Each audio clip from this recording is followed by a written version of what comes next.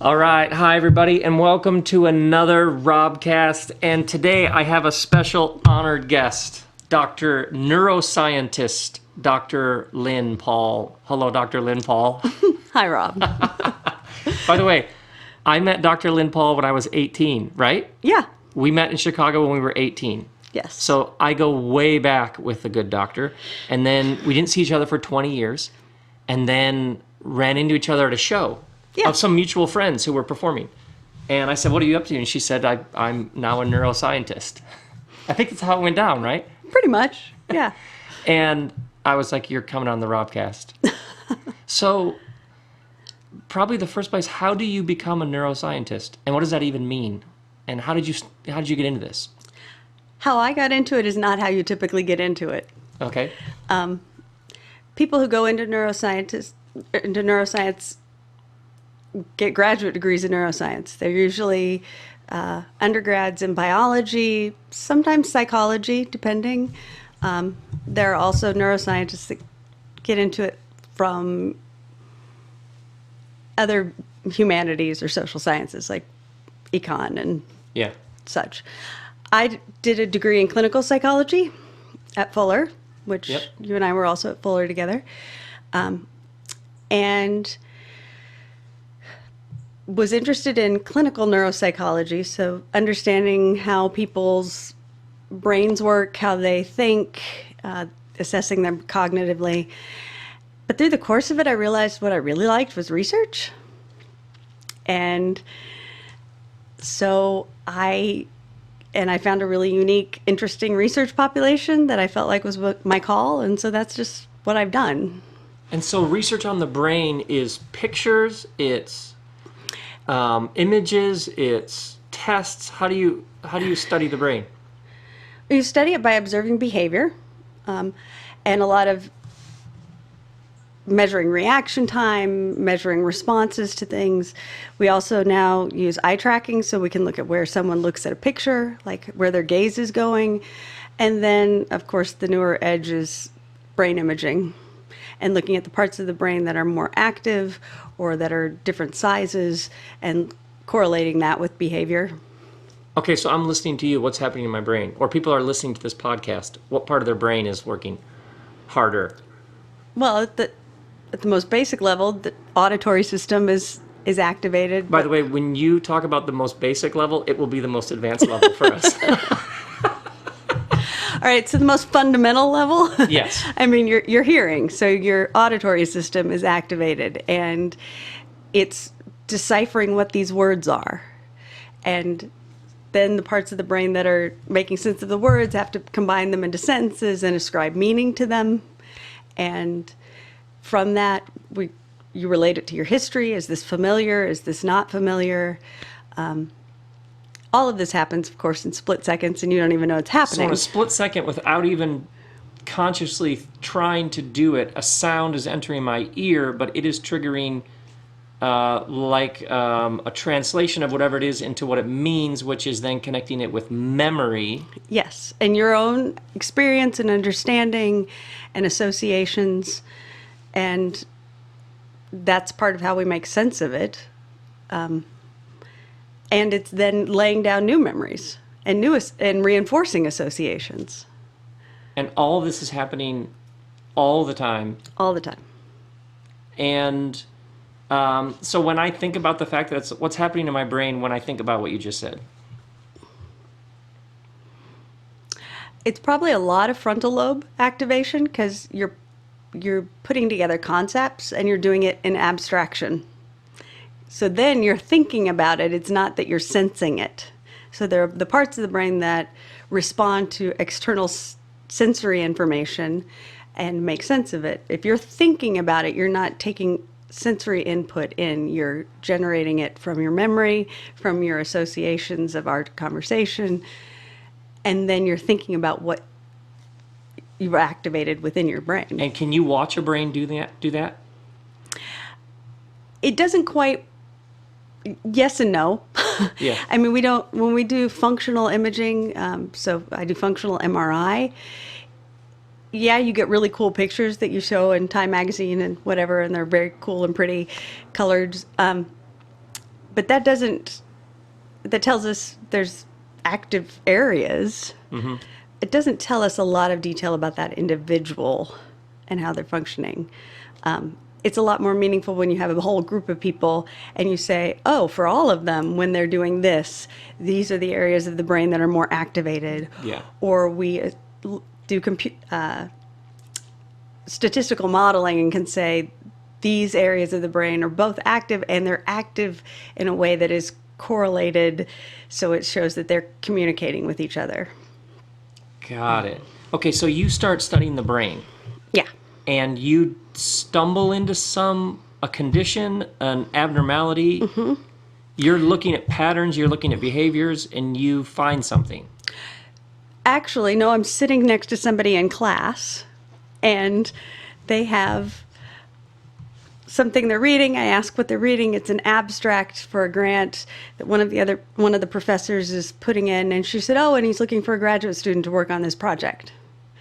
And I needed somebody to be my advisor, and I needed a project, and it sounded vaguely interesting, so I acted like I knew what I was talking about, and got him to take me on. I love how many people I meet are doing something they love. They feel like this is what I'm here to do. And when you trace their story back far enough, they're like, I just faked it. Exactly. One of my first jobs, the amount of things in the interview that suddenly I was able to do yes. that I'd never done before, I faked so much. Yes, I can do that. Sure. Sure. Yeah. I'll figure that out. So you literally had an opportunity you needed something. You say yes to this. And what was the project? So Dr. Warren Brown at Fuller had been studying the corpus callosum, the part of the brain that connects the hemispheres.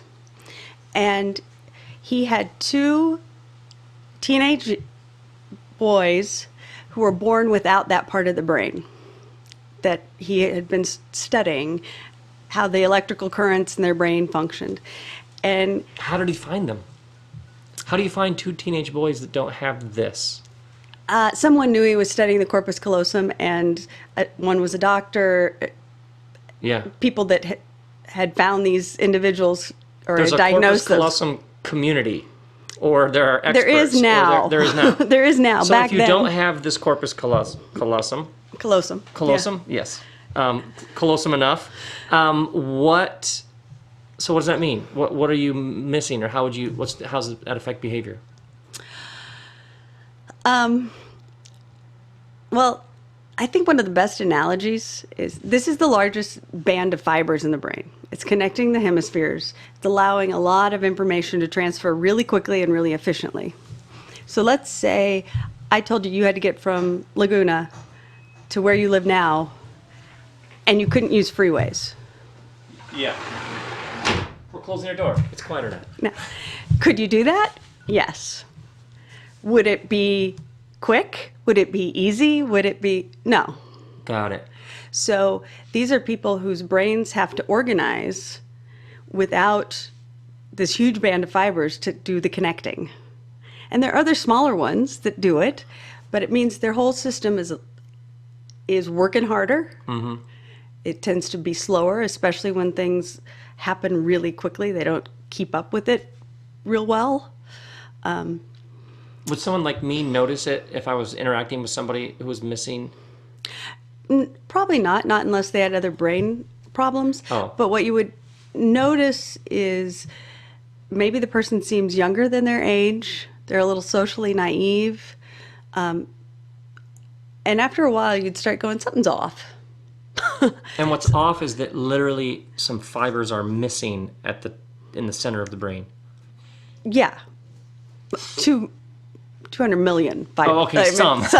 Big. So big when you're numbers. dealing with the brain, and it's like, well, this thing is missing. It's not just this thing. It's like 200 trillion million fibers. Yeah. Okay. Yeah.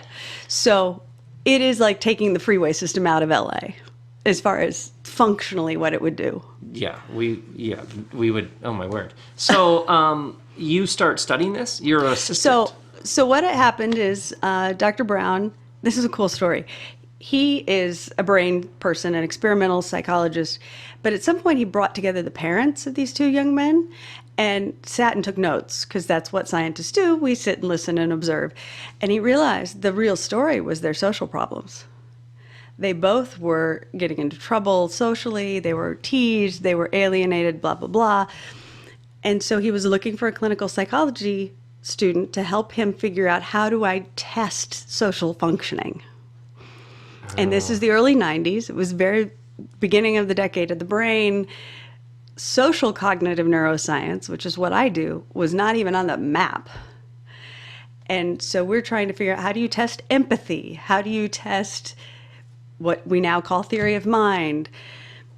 And we had 2 participants. By the time I graduated in 98, we had 14. It was huge numbers. So this is like the Wild West of brain science. Yeah. Like people literally have never attempted to learn this stuff. No, it was very much the cutting edge of what we're trying to figure out about how the brain works. Was that exciting? Oh, totally.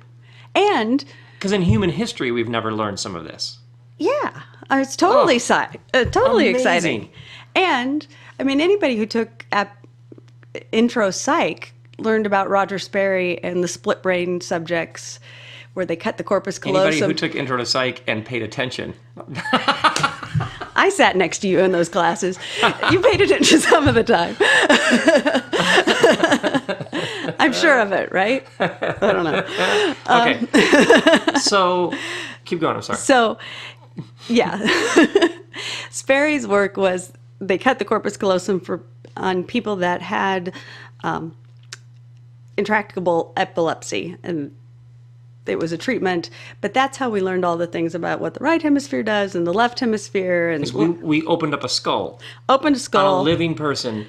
and- cut the like with scissors? A knife? a knife, scalpel, cut it. And separated the 2 spheres of the brain so they weren't connected. This was done on a live person, and then scientists watched the live person to see what would happen.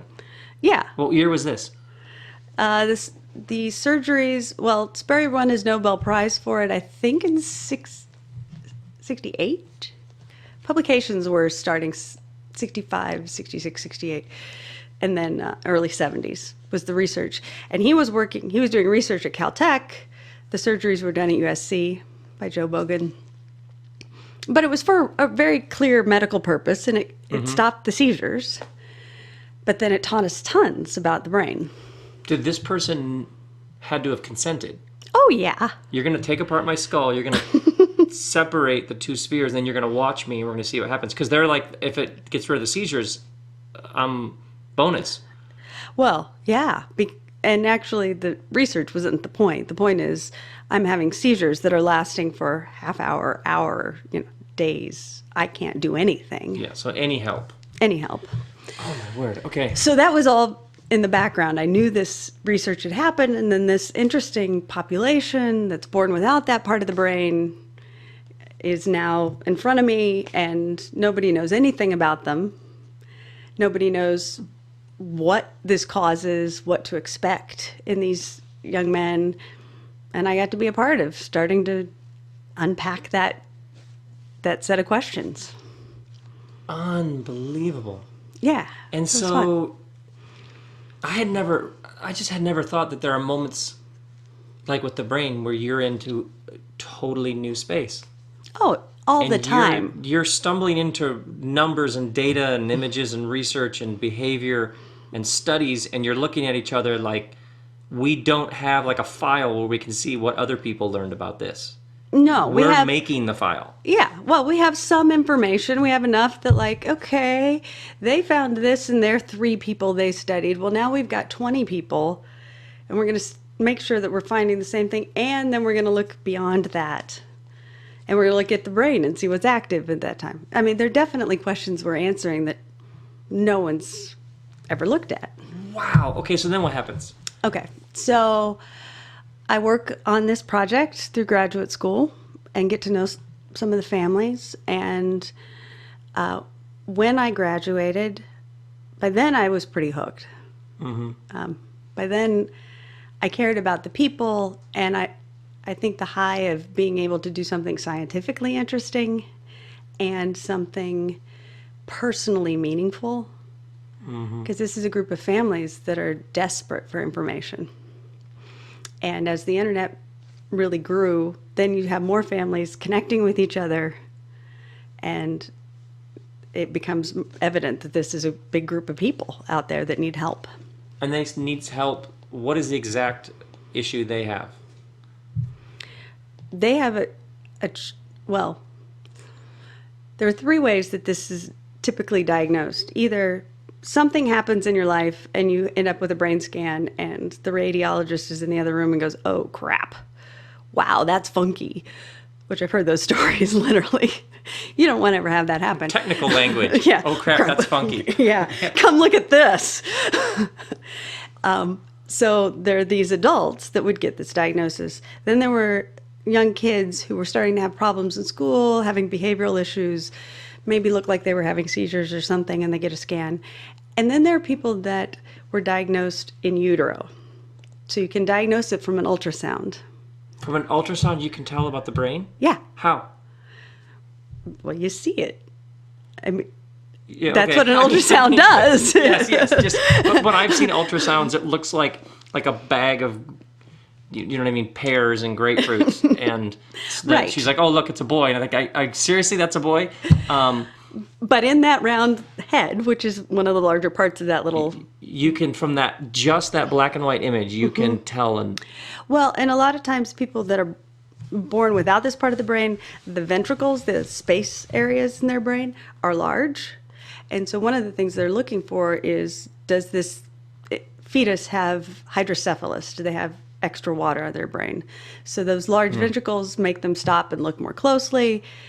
These days, the clarity of ultrasound... incredible, huh? Yeah, you can diagnose it. So then you've got families who know, I've got a child who's got this weird brain. Let me Google it. Let me look it up. Oh, no, there's nothing. Where's the book? Who are the people that can tell me what to expect? Oh.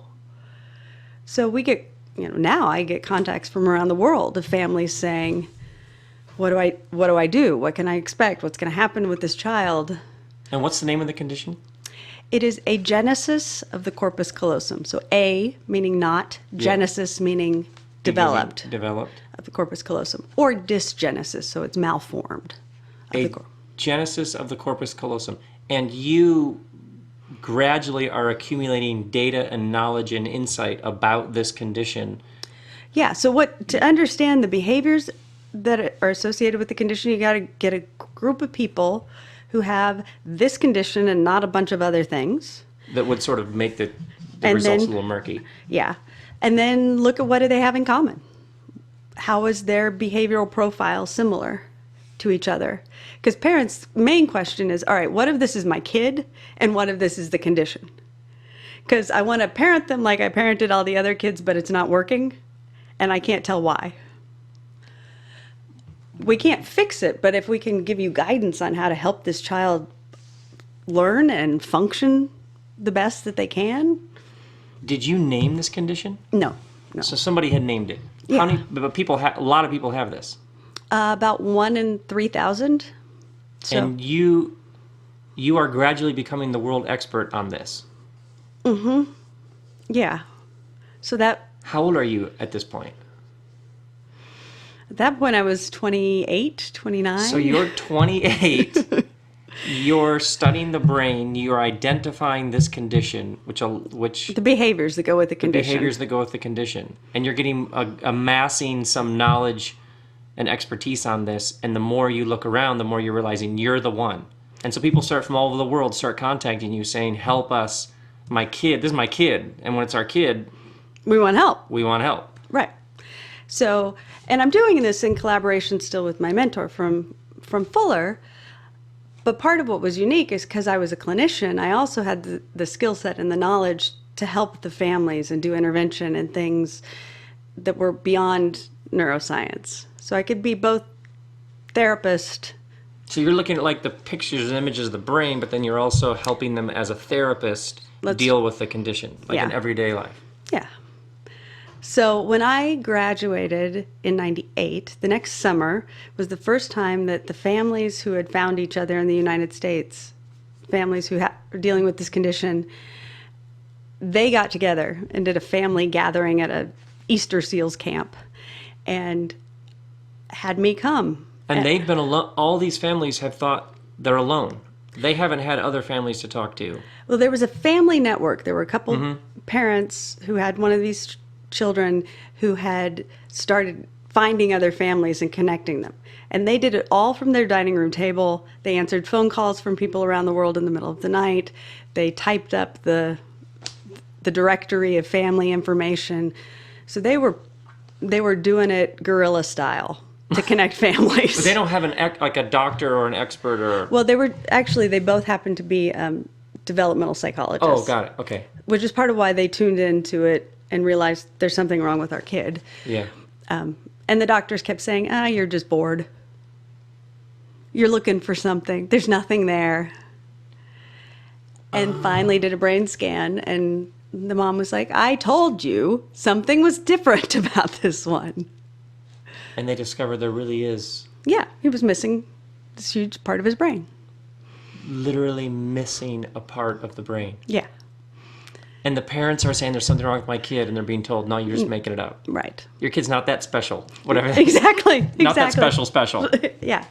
And then they take the kid in. Oh, actually, the kid is missing a significant part of the brain. Right. And so then they connect with all these other families. They start this family network, and they bring together all the families at the camp, and there I am in all of my 29-year-old wisdom or 28-year-old wisdom.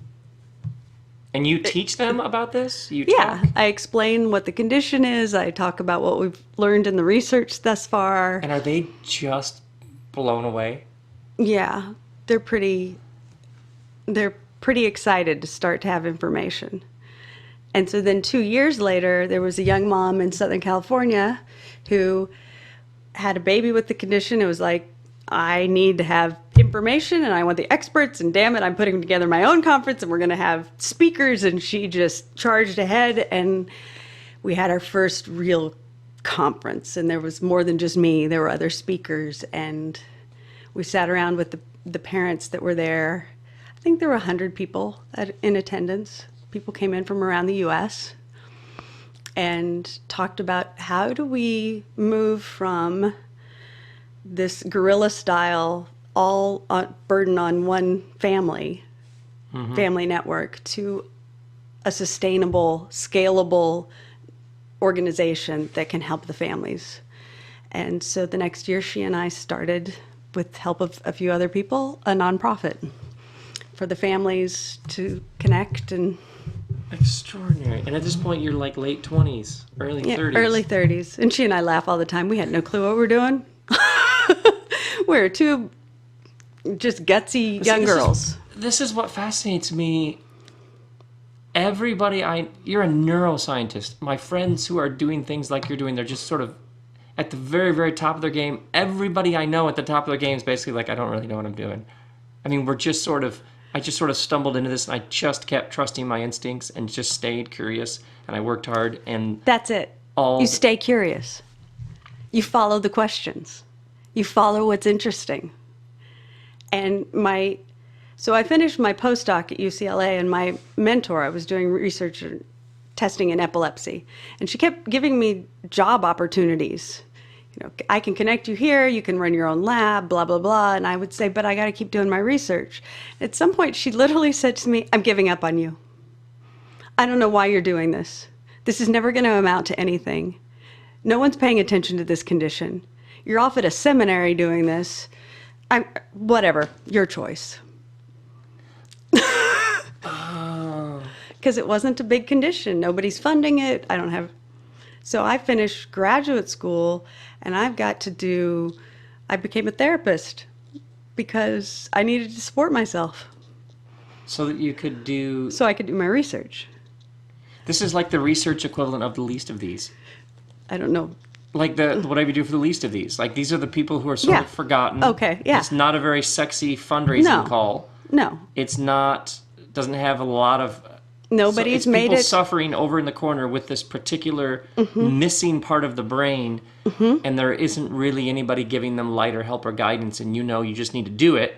And your mentor or advisor is saying, but you could like make a lot of money over at this lab. Exactly. And be a really big deal. And you're like, but I have to help these people. Yeah. So I need to figure out how to pay my bills so that I can do this thing I'm here to do. Yeah, and I'm pretty much still there. And now you're another variations decade away. 15 years later, you're just working away. Yeah. And what's got you curious now? Well, now we have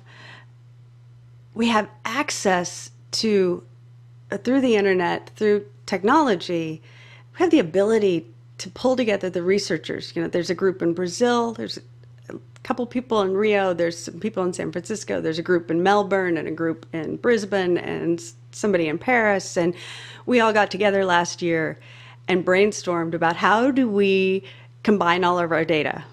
How do we start to feed all of this information to each other? Because we're each researching slightly different things.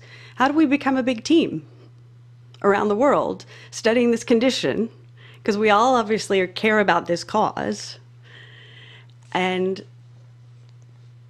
it's just really exciting because we have geneticists, we have brain specialists who look at brain anatomy, we have genetic counselors, we have clinicians, we have fetal pathology. So all of the babies that are aborted or who die from this condition, we can look at their brains and learn from them. Whoa, that's a stunning array. It's a huge, and trying to translate across not just the languages, but the fields of interest it was very entertaining. Right. Right, because it's cross-disciplinary, and then it's just language barrier, and then it's just exactly, and then it's these very precise terms about the brain, and then together you're all sort of going where no one's gone before in terms of understanding the brain. Exactly. And creating an international research consortium that these exist, but they exist for autism. They exist for the big ones. The big names, the big money conditions. And we're sitting over here saying, there are a lot of people with this, and this is really important, and it can help us understand autism and all these other developmental conditions, but nobody cares except us. And so we'll just keep trying until somebody supports us to do this. Because there are families that need it. Oh, it's so inspiring. Because I always, when I talk to people about what is it that gets you up out of bed in the morning, I think calling is overrated and curiosity is underrated. Mm-hmm. And when people are like, what am I supposed to do with my life? What is it that would get you out of bed? What is it, the thing that you would do if all of the guarantees of results were taken away? Money, attention, funding, whatever. What is the thing that you're like, yeah, but I'd still do this? My husband asked me last summer, if you didn't have to earn income at all, what would you do? And I'm like, well, pretty much what I'm doing, except I might not teach another class and I might take away a few things. I wouldn't do research on other conditions. Yeah, you would just do this. I would just do this. And he's like, you would seriously just do what you're doing? I'm like, yeah. I just get rid of the stuff that pays me right now because I don't want to do that. Yeah, but you have to pursue this. Yeah. Extraordinary. Now, when it comes to the human brain, like, how much do we know? On a scale of 1 to 10, how much do we know? You don't even know what the 10 is, though. That's a bad idea. Yeah. We know a ton, but we kind of don't know much. Oh, exactly. There's so much to learn. There's so much to learn. And really, I think one of the cutting edges is psychiatry. We start getting into behaviors. We get into behavioral syndromes. And there's been this real push on let's understand the genetics. But I think there's going to be information in between, because now we know that the genetics behind schizophrenia or autism or even this condition, they overlap a lot. They're really complicated. Are we going to get to the point where we can test a fetus and say there's the genetic profile and we know how they're going to behave behaviorally? Behavior's too complicated. No. And now we know that your life experiences change the way your genes are expressed. So they actually change the activation of genes when they're activated and what they do. So it's a really complicated picture. So even the idea of, I'm just hardwired like this is a lot more fluid. It's a lot more fluid. And somebody, I guess this is how I'm made. You're like, well, it's a little more complicated than that. Yeah. There's capacities. I mean, there's certainly people that are limited in what they can do. But are we stuck with? Yeah. Yeah, we shape it through our life. So at the very, very fresh edge of brain science is just a bunch of answers that have just plunged you into a bunch of They're just new questions. new questions. And that's what science is. You follow the question. And you come up with this answer, and it's all statistical, and you're like, I've got to test it, and I've got to retest it, and I want to make sure that I'm not telling people something that isn't true.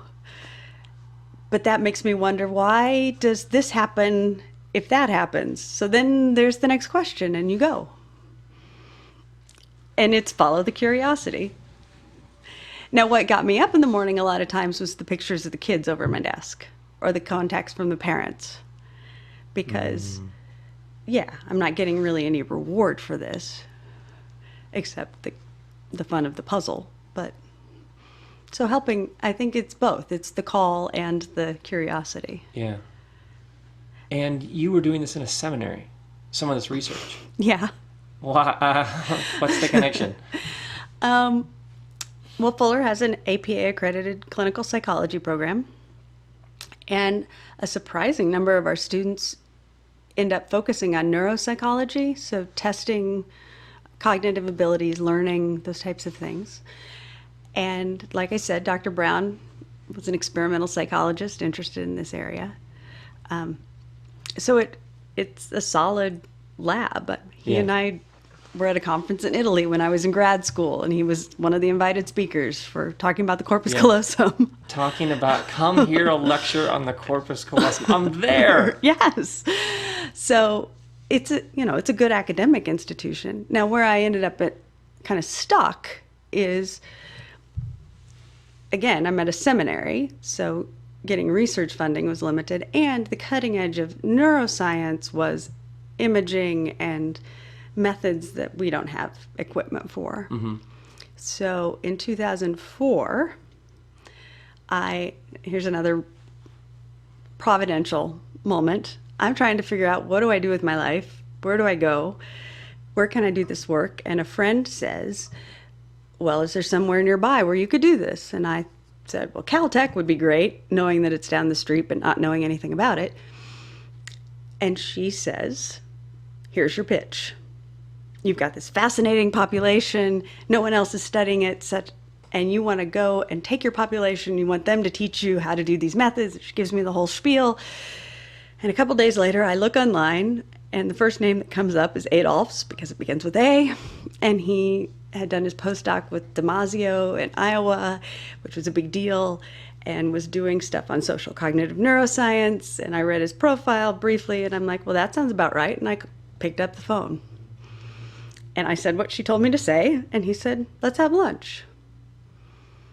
And so 2 days later, we had lunch, and I went in full Lynn-ness and asked him all sorts of questions about his life and his family and all sorts of things, and told him about my work. And then I go back to my advisor, to Warren, and I say, what would you think if I went to Caltech? And he's like, oh, well, you couldn't get into Caltech. Caltech's the big leagues.